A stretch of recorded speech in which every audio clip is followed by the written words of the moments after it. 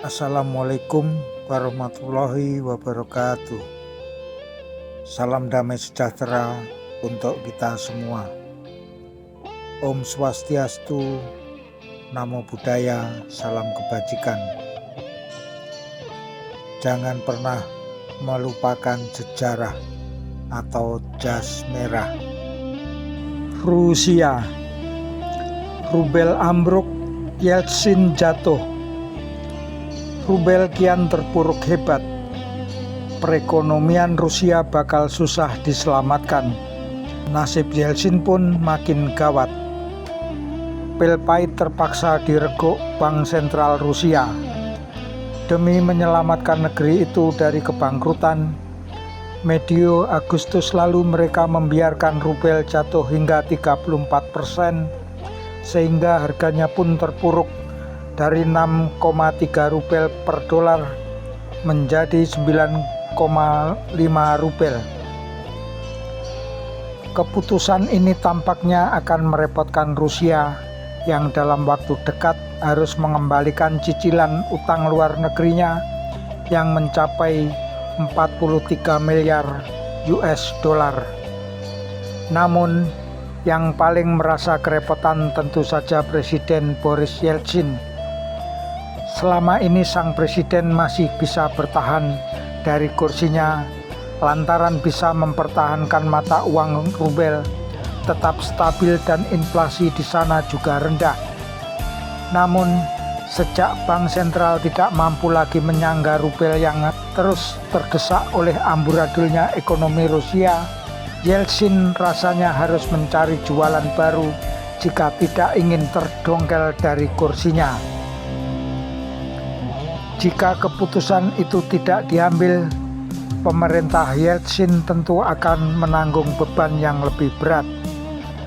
Soalnya, sejak menerima paket bantuan 22,6 miliar US dollar dari Dana Moneter Internasional dalam kurung IMF, pertengahan Juli lalu, pemerintahan Yeltsin harus mengeluarkan dana tidak sedikit untuk menjaga rubel tetap stabil. Tak kurang dari 1 miliar US dollar harus digelontorkan Bank Sentral ke pasar untuk menahan nilai rubel. Artinya, jika kebijakan macam ini diteruskan, cadangan devisa Rusia yang menipis itu dalam waktu yang tidak terlalu lama tentu akan terkuras habis. Karena itulah untuk memperpanjang napas negeri beruang merah itu dari kebangkrutan, pemerintah melepas kebijakan intervensi pasar uang dan mengumumkan penundaan pembayaran utang swasta selama 90 hari. Dalam masa itu diharapkan pinjaman baru bisa ditarik untuk menolong swasta mendapatkan dolar guna membayar utang mereka. Begitulah parahnya kondisi ekonomi. Maka tak berlebihan jika Andre Crawford dari Nomura Internasional mengatakan tindakan yang tepat terhadap bank-bank besar yang bermasalah harus dilakukan jika tidak ingin seluruh sistem ekonomi hancur total. Mendengar berita buruk ini, Yeltsin spontan mengakhiri liburannya di luar kota. Ia langsung menuju Moskow untuk mengadakan pertemuan khusus dengan Perdana Menteri Sergei Kirienko. Pemerintah perlu mengambil langkah tepat dan efektif untuk mengatasi situasi saat ini, dan itu telah dilakukan, ujar Kirienko. Toh, pernyataan Kirienko belum mampu mempengaruhi pasar, apalagi memperkuat rubel. Bahkan setelah pengumuman pemerintah yang menyatakan akan menunda pembayaran utang luar negeri, lembaga pemeringkat Standard & Poor's menurunkan peringkat Rusia dari B- ke CCC. Tim IMF di bawah pimpinan John Odling Semi yang datang ke Moskow sehari sebelum pengumuman pelepasan intervensi terhadap rubel juga menyatakan dukungannya terhadap langkah-langkah yang ditempuh pemerintah Rusia. Odling juga menyatakan tim yang dia pimpin akan berusaha keras agar dana pinjaman miliaran dolar yang telah disepakati bisa cair bulan depan. Para pejabat Rusia juga berupaya meyakinkan para kreditur dan investor asing bahwa negerinya tak hendak mengemplang utang.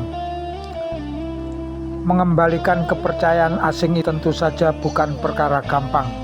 Syaratnya, Moskow tak boleh menunda-nunda pelaksanaan kesepakatan tentang reformasi ekonomi, apapun resikonya.